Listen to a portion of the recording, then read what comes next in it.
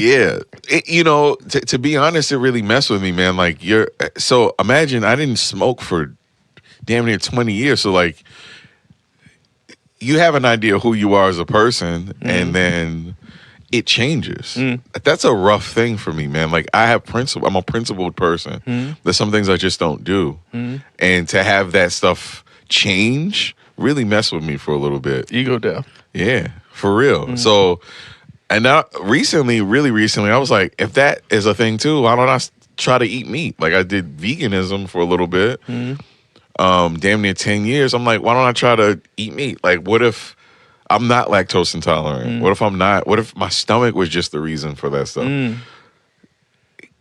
Yeah, that's what it was. Really? The Crohn's. So you just have a cheeseburger now and you're fine. Yeah.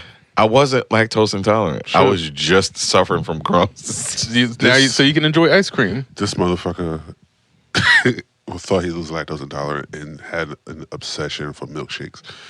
He loved milkshake. Every time he was out, he was like, man, I want to get a milkshake. Yeah. It would just I've heard this. I've heard. I love milkshakes. I've heard you talk about milkshakes before. It would be the fartiest bastard. And so it doesn't quite happen as much. Like, so, dairy may mess with me a little bit, but I'm not trying to abuse it, but yeah, I've introduced dairy back in my life. I'm eating. Hold up, let me pause this up real quick. The next sentence that I'm going to say is pausable, and I apologize. I hadn't put meat in my mouth for 21 years.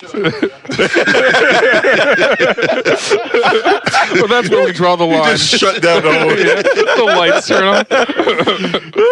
He's like, shut down. Yeah, that's a wrap.